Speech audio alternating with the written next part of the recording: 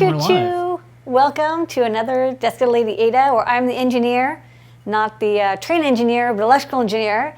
But today we will be working on train-themed electronics. I'm going to be putting together my Metro M0 prototype, which on an earlier Desk of Lady Ada I did the schematic capture and then layout of. So I got PCBs back about a week ago, and I finally have a little bit of time, so I'm going to solder this together using the really nice HDMI overhead cam, and we have desk cam as well, so you'll get multi-cams going on here. And this is a ATSEM D21G18 board. It's going to be compatible with the Arduino Zero, but will not have the eDebug interface, so it's going to be not as expensive and not as powerful, but maybe good for like really basic projects where you definitely want the power of this Cortex M0 chip, but you don't need the debugging interface. And so, leaving that off to save a little bit on price, especially in the bill of materials. So we're going to go straight into it, and lots of fun stuff. Because I have my desk back, I might actually pull out the hot air gun too. Maybe we'll hot air the QFN. Last time we did a QFN, we did it hand soldering, and I like hand soldering QFNs. I don't think it's too difficult, but hot air can be nice too. So maybe we'll try hot air as well. All right. We got Phil on the mic. Yeah, there was a request to have a microphone when there's audience questions and more, so now I have a microphone. Thank you. I always forget to ask the question over again. You got a lot going on. I got a lot going on. Okay, so let's go to the desk. And I got so this is the microscope cam, and then I just got a PDF of the... Yeah, so we got two things. We got a microscope cam. We got a microscope cam. We're going to get to that. It's very close. And your overhead cam. I got the overhead cam, and then I got my iPad, which has my board layout. It has all the parts, so I can get really close and be like, hey, what is this part? And follow it. So I have the labeling right next to the component. So that's good. We'll see how far we can get with this one. I got my resistor book, and I grabbed a bag of parts from the Adafruit factory because I don't stock like all of these components here at my desk, but kind of have all of them. I tossed them in a little baggie, very common parts. And I got my PCB, and this is also going to be kind of a review of the stick vise, which I picked up from the Hackaday store, because what's nice about the stick vise is that it'll let me, it's a very flat vise, and so you can see it goes under the microscope because there's like not a lot of clearance here.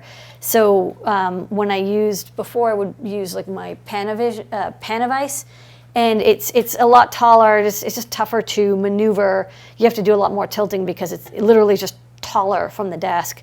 This maybe is nice and flat, and it'll be a little easier. So we're going to start over at the power supply section, which is a classic section where I always like to start with. So I'm going to adjust. Let's see if I can just adjust the microscope rather than the... Also got the microscope on this nice adjustable arm. All right, so I got my...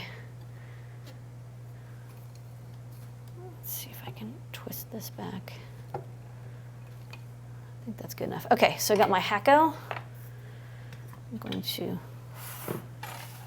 get to work. Got some solder. Oh, I actually started on the first components because I wanted to check my lighting. So let's do the protection diode and the regulator. Okay, so this is that diode. Oh wow, under the microscope you can really see the lines that indicate the cathode. So that's kind of nice. Don't forget, Phil and I have dibs on calling a cathode. Not that MOSFET's sick or anything, but... Cathode and also Gerbers are Gerbers, ours. yeah. Especially if we have two cats, we want to registered. have a registered trademark for... Yeah, there's some European company that's trying to take Gerbers away as a trademark, but we're trying to work through it right now. Okay. All right. Get the this is the 5-volt regulator. Even though this chip runs off of 3 volts, we're still going to make it, as Arduino Uno-like as possible by having a 5-volt regulator. that's nice and beefy. Can give a good 500 milliamps. How's it looking so far? Microscope cam. Yeah, it's fine. It's good? Okay, great. Yeah. Oh, we want to get a microscope. Oh, yeah, sorry. I've been soldering. Okay. Yeah. Let's do this thing. All right, well, I just did, I did this component and this component, the 5-volt regulator, and this diode. Next up, maybe I'll do this capacitor.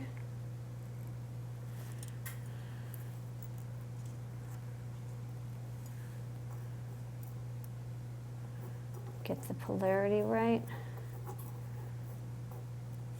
Okay.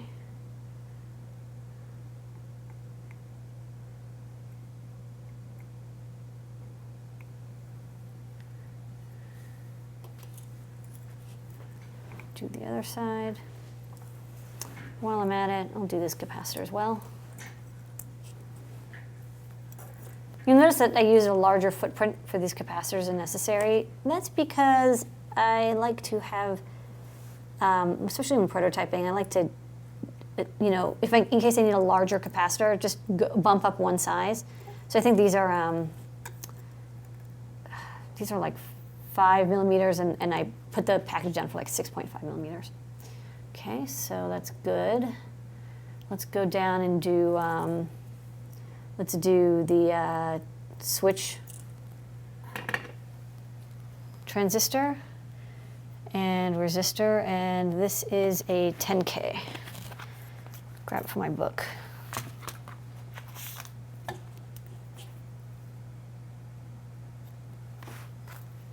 Someone pointed out there are so many electronic companies that are live streaming SMT soldering tonight. Really? They don't know which one to watch. It's like you have your pick. 300 channels and nothing on other than SMT soldering. Yeah, I know.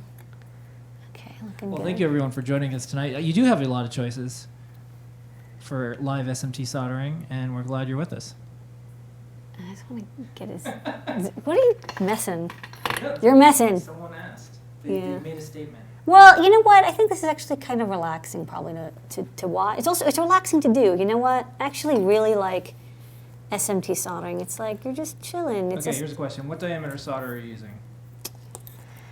Oh, I don't actually know. It's about the same thickness as this, which is 0.02. So I'm guessing it's 0.02 inch diameter, which is my favorite diameter of solder. Even unless I'm doing really large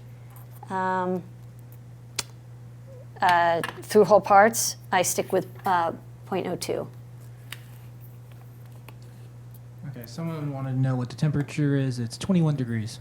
I think they meant of the soldering iron. No, they said the temperature in New York. Oh, in New York? Okay, great. People are often asking, like, well, what temperature are you using? Okay. Probably should have done this part before the capacitor, but that's okay.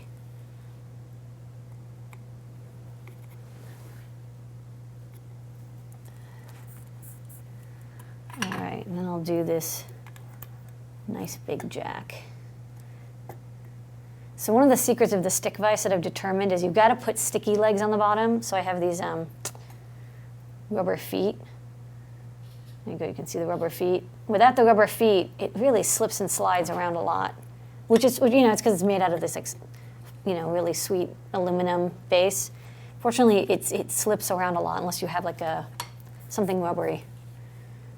Okay, let's go from this side. Bleep, bleep. Okay, and then I can't really see. I'll just use the microscope. I think that worked out. Yeah, that's good. All right.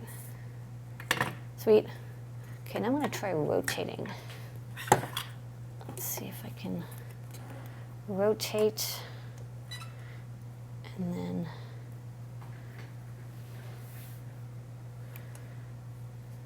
hold on. What's the temperature of the iron? It's also 23 degrees. No, it's 750 degrees. Okay, so let me, hold on.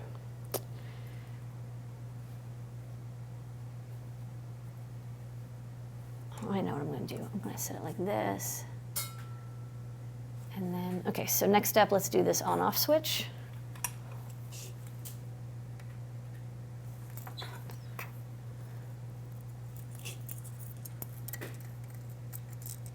Oops.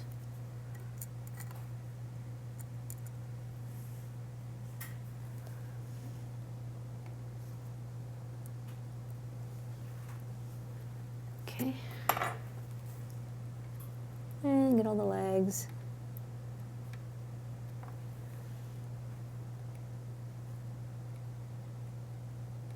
Okay.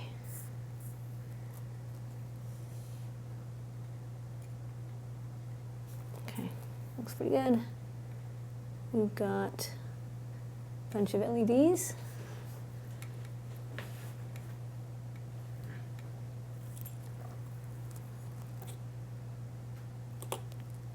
Oh, you know, I don't know if I grabbed LEDs. I might have to check my stash. My box.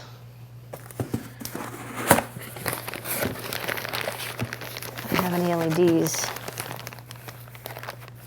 Do you use lead-free or leaded solder at home?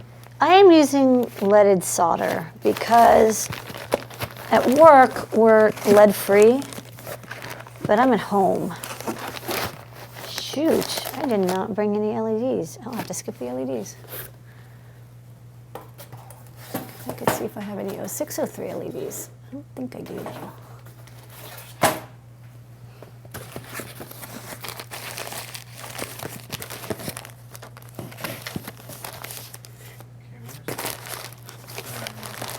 Soldering is right there. What? That's the base. Hold on. Is this a bunch of LEDs? Ugh, it's an empty bag of LEDs. Damn you. No, I don't have any. All right, I'll skip the LEDs and I'll just do them. Turn around. I'm going to do the first thermal.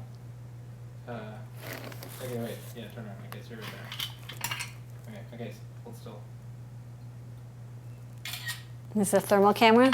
Yeah, this is thermal. Okay, we'll see if it picks up. Oh, you know what? I forgot that I brought home, I didn't put the LEDs because I brought home my handy dandy patch box of components. I thought ahead, then I forgot. Okay, so I've got all my components here, so great, I can.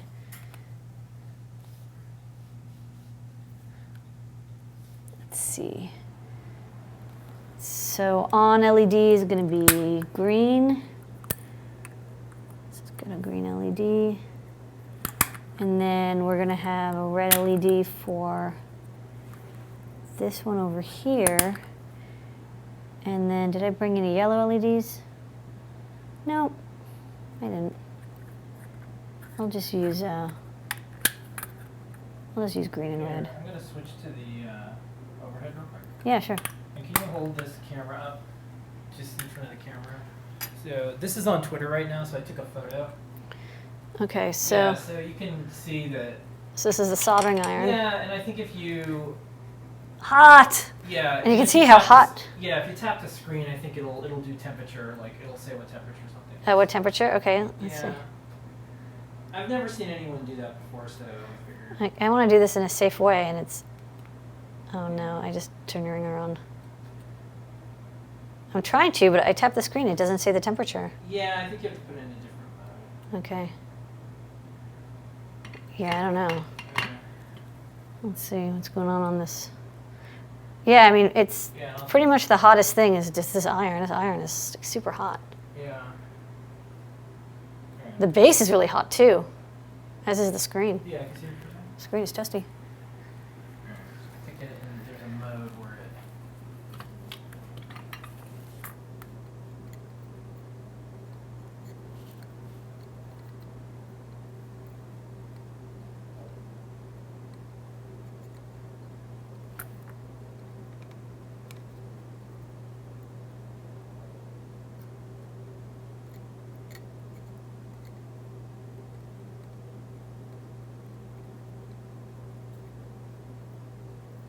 So you're just having fun taking thermal cams?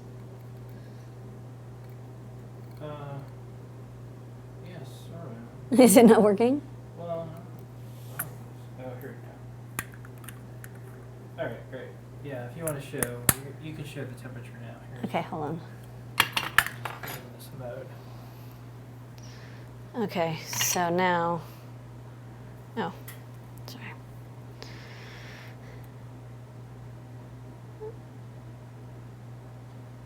Oh, it's pretty good. I mean, it's, you know, it's doing a pretty good guess. It says 500 when it's really 750.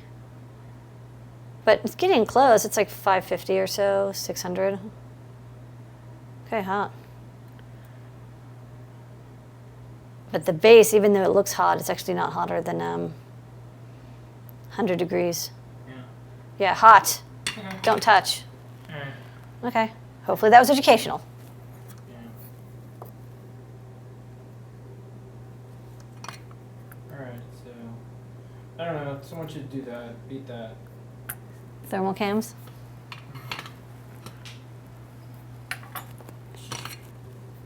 All right.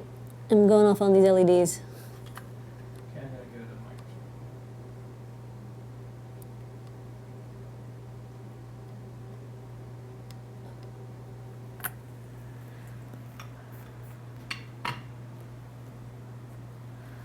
Microsoft. Maybe get a little bit more contrast. Okay. Now I'm going to do the 1K resistors. So I'm going to grab a bunch of these.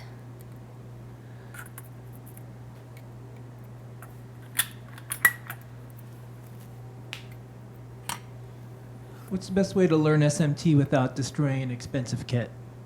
Well, that's a good question. There's probably some low-cost kits available. I mean, like, I guess it depends on what you mean by expensive. You know, another thing you can definitely do is look on OshPark for a design. I'm sure that there's like an SMT practice kit. I totally soldered the wrong side of these resistors. And then, you know, send a couple boards out from manufacturer, and then you have like 3 or 4 to test with.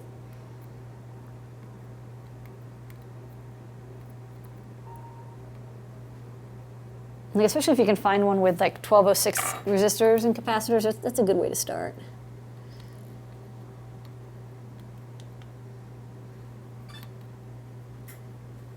Okay. All right, next up, we'll attack this section. Okay, so this is 0.1 microfarad up here.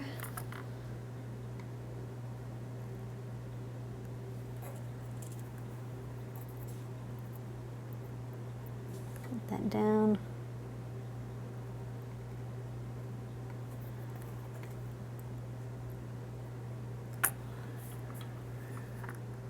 And then this is 2 100K.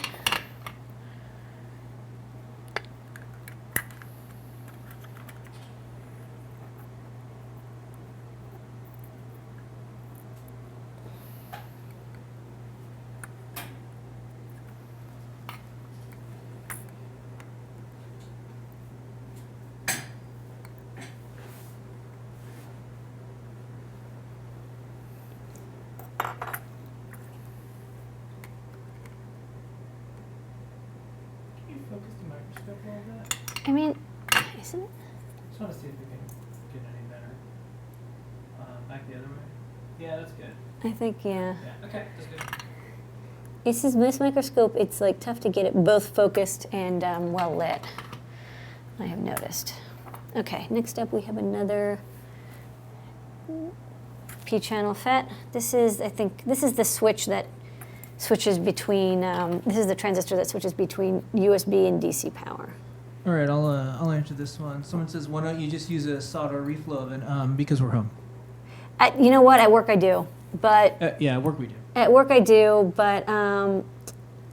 This is Desk of Lady Ada. Yeah, I don't have one at We'll home. have a fabrication show, probably. I'll probably start working on that soon. And we'll show manufacturing in our factory, but this is manufacturing with a cat at home. Yeah. Cat-ufacturing. Okay, so this is the LVG. Oh, which one is it? Uh-oh, it doesn't have them. I don't know which one's which.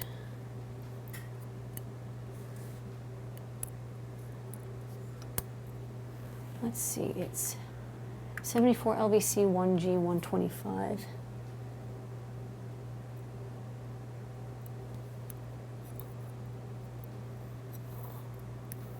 I'm going to look up what the part marking is on the regulator. AP 2112. Okay.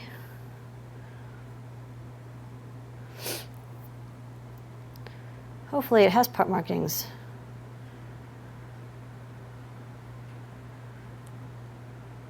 Oh, there you go. Part marking on the SOT 23 is G3. So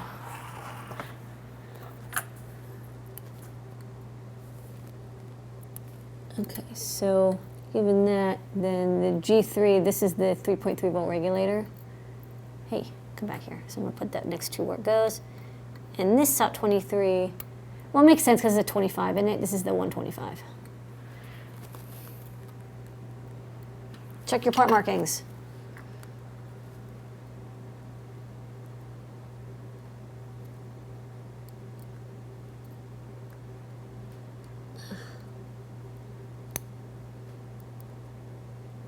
Oh.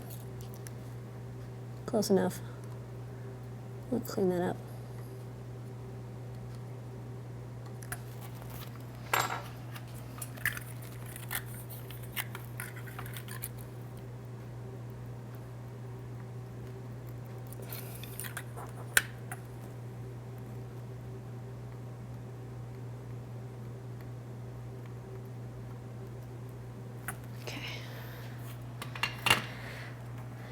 Okay, back to this piece. Okay, and there's another 100K resistor. So someone asked about the Glowforge 3D printer, Yeah. 3D laser printer, and they said, what do you think about the Kickstarter? What's interesting is it's actually not a Kickstarter. You can pre-order it, and Was it? Yeah, was it ever on Kickstarter? No, they Brilliant. they did it on their own, but Kickstarter is now a word. Yes. It's been kickstarted. Yes, it's even though I believe they just do pre-orders. Yeah. And they didn't do a Kickstarter. On their website at glowforge.com it says the following: $27 million worth sold in 30 days. The biggest 30-day crowdfunding campaign in history. Yep. So here's the thing about it. And I don't really know that much about it, but here's just what I know about laser cutters and stuff. So when you get a laser cutter, 90% of the cost is the tube. You're paying for the tube.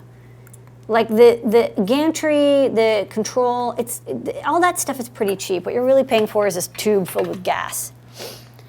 And when you pay for a $10,000 laser cutter versus a $20,000 laser cutter, what you're getting is a longer lasting tube because they're rated. After N hours, the tube dies. And then you basically just have to buy a new tube. Like they're limited. Like they don't last forever. So when you get a laser cutter from Epilog, what you're really paying for is a tube that lasts, I don't remember how many hours, but like basically enough so you can run it for a couple of years. And the Glowforge, what is not ever mentioned anywhere is how long the tube lasts. So the reason I think it's inexpensive is because the tube is actually it doesn't last very long. It's meant for hobbyist uses. So as long as you're not running it more than like an hour or two a week, you're probably good to go. But they do have a limit. So that's that's kind of what you're getting for the discount, if that makes sense. I mean, I don't know, because it's not documented anywhere how long. Yeah, I guess we'll know soon. They'll be shipping eventually. I mean, so yeah, we'll find people will out. get them and we'll find out, but it's noticeably absent, that information. So if you're just doing it for hobby uses, it's fine, because you're going to be running it, and it's like, it doesn't matter how long it lasts, because like you're just not going to be using it that often. If you're getting it for hacker space, or because you want to do a business out of it, I mean, it might still be worth it. It might be so inexpensive that it's still cheaper than just getting one larger tube. Do you know what I mean? Like, instead of getting one $30,000 tube, you get a bunch of $4,000 tubes.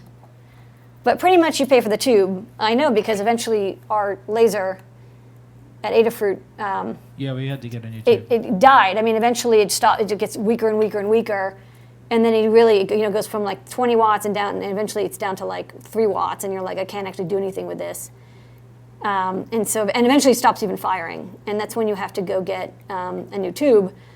And when they priced, I said, okay, well, how much does it cost to get a new tube versus just getting a new laser? And it's actually like about the same price. They're like, you for the same price, you can get either a whole new laser cutter.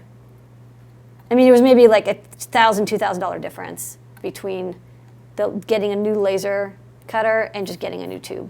It was not that significant. Yeah, as far as I can tell, the laser cutter is just a container in which you ship the tube. It's basically a container, and we've even opened it up, and it's like, really, there's not a lot. I mean, there's a control board, and it's very good, I'm sure, and there is a gantry system, and it's also very good. But really, what you're paying for, like the thousands of dollars, it's the tube. So we'll find out. That's all I know. But that's why I didn't get one, because it's like, well, I already have a laser cutter, and I spent $10,000 on it for a really nice tube that will last a really long time. The way the lighting is on all of our stuff right now, it's very film noir. I want us to do maybe Desk of Lady Ada in black and white, because the smoke rising is really nice. Yeah. Yeah. All right, well, I'm up to the crystal section. The Oscars are coming up, and Yeah. I think it's a little too late, but I think this could be the best electronic show. Yeah. Gothtronics. Yeah. Okay, so I'm not speaking to the Academy anymore, but if we were. Yeah. Yeah.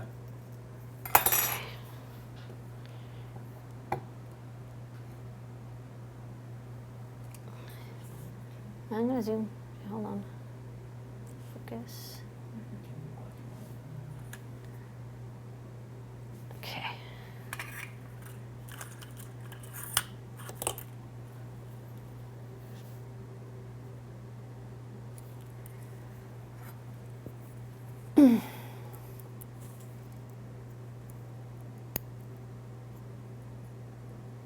Okay, got the 32 kilohertz crystal. One of the neat things about the @SAM series is that you don't have like a 64 megahertz crystal or a 60 megahertz crystal or whatever. You actually just have one. You can, but what's pretty easy to do is you also just have a 32 kilohertz clock crystal, and then the Cortex M0 has clock multipliers and PLLs, so it'll generate. If you have a good enough 32 kilohertz crystal, it'll generate a precision 48 megahertz out of it, good enough for USB. And also, you can always clock down. Like, you don't set the fuses like you do with like an ABR, where like you set it and you're like, okay, you're 8 megahertz, and now you can only run 8 megahertz. With this, you can go up and down however you like. I'll do these capacitors later. Let's go back and do this 3-volt section. This 3-volt section is 0.1 microfarad.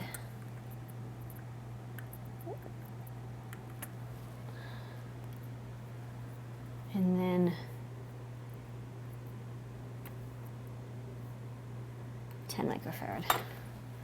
And it's got that regulator that we put aside.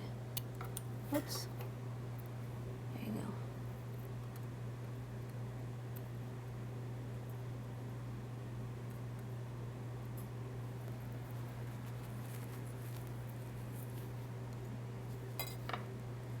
We're almost done. We'll finish up by doing the QFN. I'll try hot air. And I'll see how it works.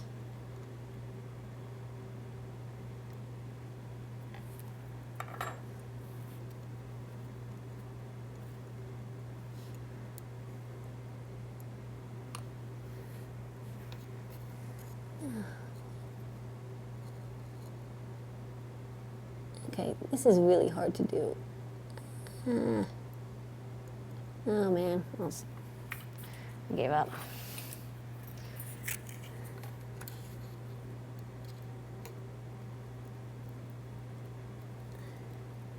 So it turns out the hardest part about soldering under a microscope is that you have to kind of attack things at a weird angle because you're not looking straight down.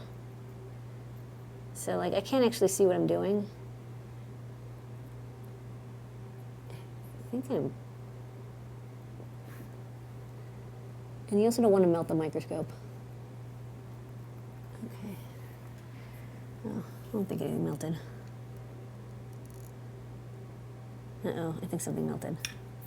Oh, yeah, I hit it. Sorry about the smell. It smells like plastic. It's alright. I'm trying to make this a black and white shot. Yeah? Yeah. That's all you've ever wanted? Yeah, I'm gonna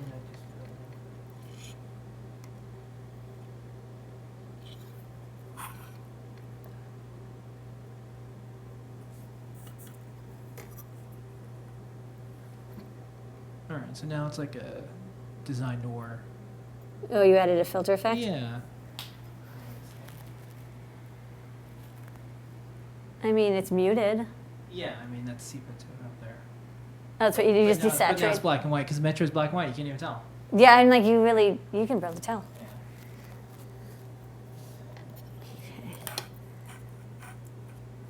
There we go. I'll do a skewed angle shot.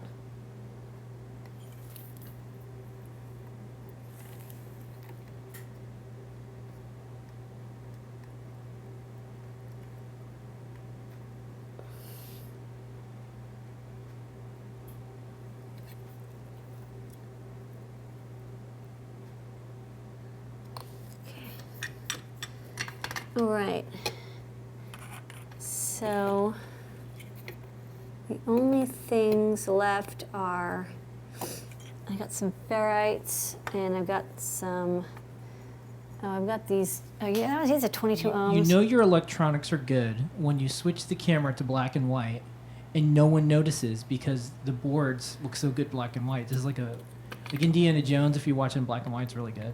I don't know if you know that. Yeah. Temple of Doom. I've never done that. Yeah.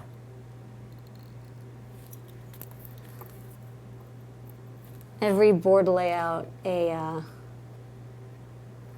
a painting. So these capacitors are actually going to move. Like they're in the middle of the silk screen, and I'm going to probably just change the silk screen or move these around. But I think I was in a rush, and I was like, I want to route this and get this out before the weekly prototype deadline. Oh, on the second cap, you soldered only one side. Is that true? On the resistor, the 3.3 area? Oh, you're right. I did. I missed it. Bam. Oh, bam. Yeah, this is Eagle eyes. This is collaborative soldering. Thank you. It's a new team sport. Okay, I got him. You know, it's funny. It's like looks really traumatizing. It's soldering, but this is pretty good as soldering goes. If you're doing hand soldering. All right. So next up. So my big question is, will I be able to hot air this? I've not even done hot air at home, and also I don't have any paste. So I thought I would just do it with just melting solder onto the pads. Also, of course, I don't have any flux. But you know what? I have no flux to give. So You're going without a net. I'm just gonna do this. So, tin on the pads. Whoops, too much tinning.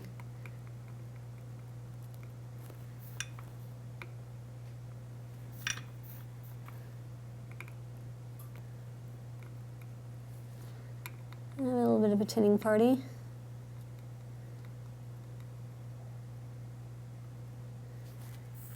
I totally do this all the time. I mean, it's not the best way, but It's does like work. watching someone cook and like they're chopping vegetables. Like, if the meal is good at the end, yeah. don't worry about it. This is from the desk of Lady Ada at home. And I think this is exactly. Yeah, for home trying. I mean, I'm trying to do it the way like if if Yeah. you're at home and you're following along. Yeah, having like a giant reflow oven and a bunch of equipment that no one else has, that doesn't encourage people that they can do this at home. In fact, the whole point is like, do this at home. Yeah, home Do try trying this is- at home. Other shows that are live right now are like, don't try this at home. We're like, Yeah, that's the do opposite. try this at home. Okay. So I'm just gonna clean up this little bit. Okay, so now that I've got this ground pad might be a problem later, but we'll see. Okay, a little bit of paste, a little bit of solder on there, but not a lot. This is the chip. So likewise, I'm going to tin this.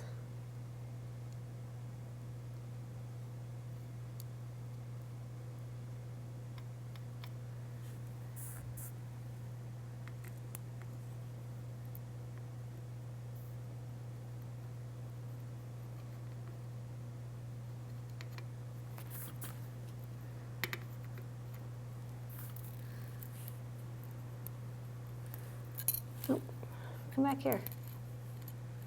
Okay, I'll do this side and I'll go back and fix that. Yeah, I should go. I'm gonna go to the overhead. I don't know if folks realize like how tiny of a part that you're actually. This is like super tiny. This is pretty impressive. Oh, well, I can hold No, it it's with okay. my fingers. Yeah, that's fine. I just. It's- go yeah, back, it's go back small. to the microphone. That's super tiny. Yeah, it's a little small. Yeah. It's 0.5 inch pitch, 0.05, sorry, blah, 0.5 millimeter pitch, which is not so bad. Yeah. Someone in chat said they're really happy to see this is possible because they're going to be doing the same thing.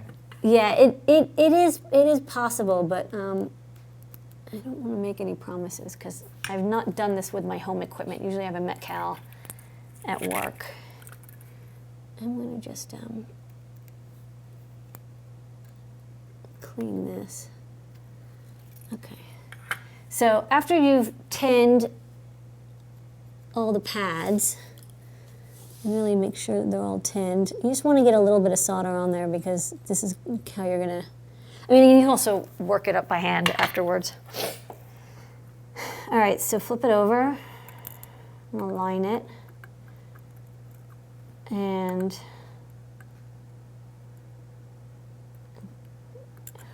hold on, let me get this vise perfectly centered, and then I can adjust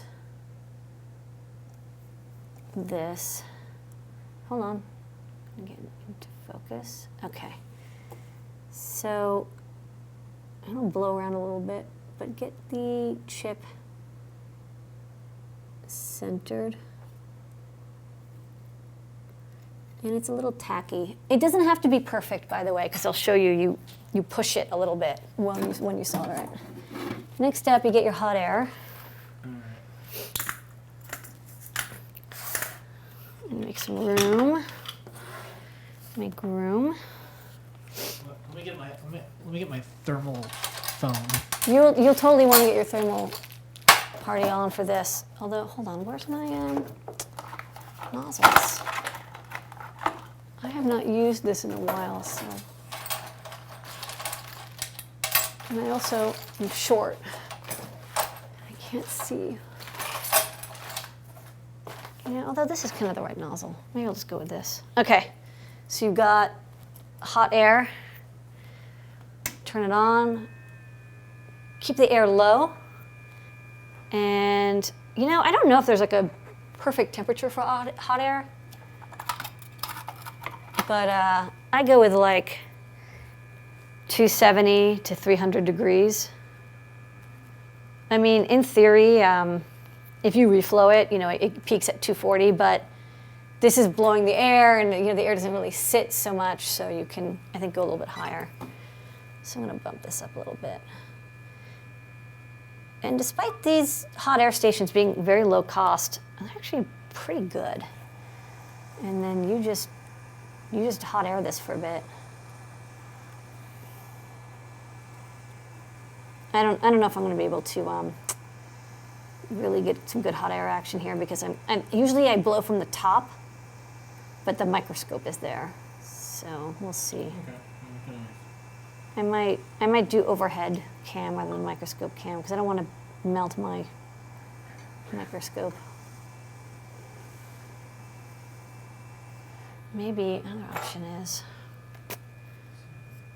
hold on, get this over here. All right, and it might take a while, because yeah, I'm not.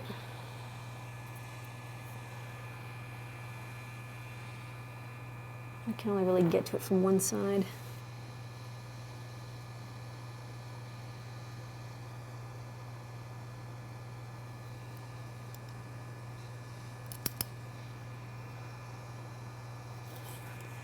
Yeah, can you hold this for a second? I'm gonna adjust the microscope, Yeah.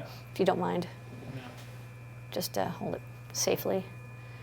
I'm going to maybe do a super skew.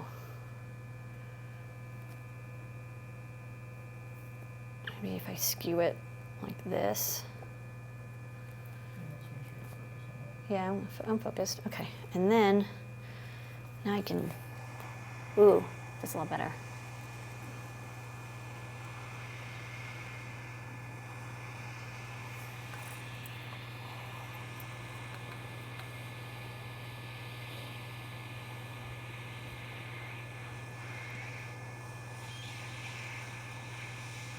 Oh, there you go. See, it's starting to melt a little bit. But you have to get the whole thing, so it's not enough that one side is melty. You have to really melt the heck out of it.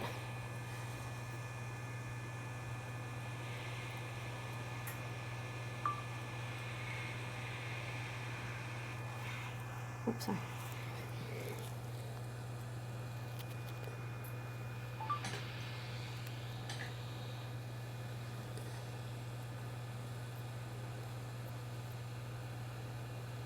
Yeah, it's actually kind of going.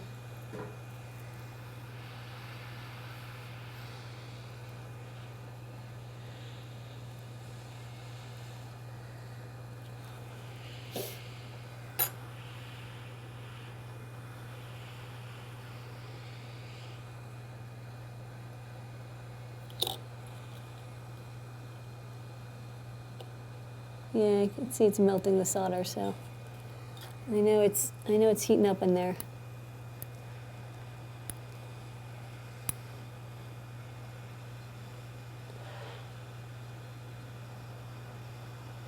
Another thing is, if it can be tacky enough, so it's like it's in place and you can really get it nice and centered. Someone wants to know, could you use a toaster oven? I could, but here's the thing actually, like if you're only doing one chip, the toaster oven isn't necessarily going to be faster and better. Like with this, I have so much control. Like I can spin things around and like make sure that I've got every hold on.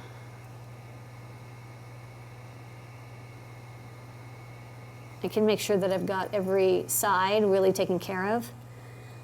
I mean, I think I'm definitely good to go. And because I actually got a lot of tacky flux on there because I just did so much tinning that it's kind of sat in place and didn't really move. So that's that. I mean, like you can pretty much just do that for hot air. And your part's in place. So let's adjust this microscope.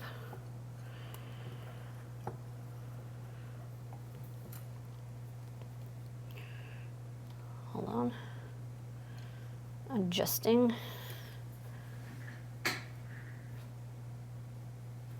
Yeah, I mean, like it's pretty good. Got nice little bumps all the way around. So yeah, I guess it works. Nothing really failed. Okay, so let's do the last few parts and then we're out of here. Let's see. We've got and watch out, the board's very hot after you hot air it. So don't touch it. Okay, get a 0.1 microfarad over here. A ferrite over here.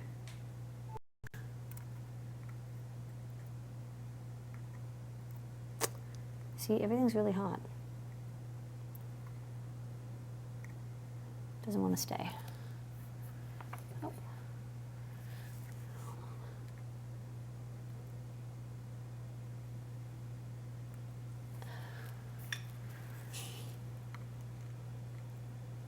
Okay, and then over here in the corner, we have another 0.1.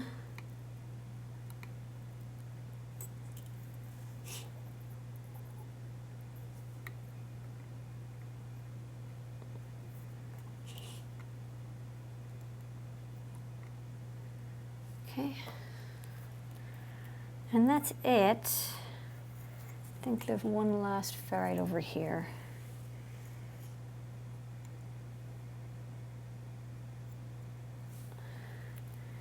Got to find my ferrites though. Hey, there it is. Okay, last one.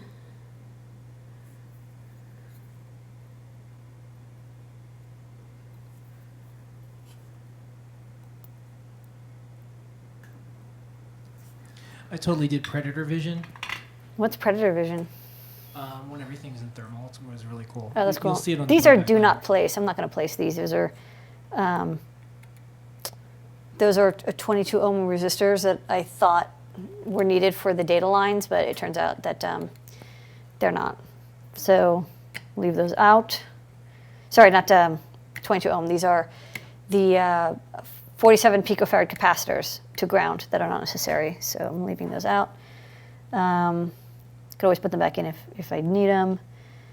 So I guess what I can do is I can just plug in the board into power and just see if like it blows up.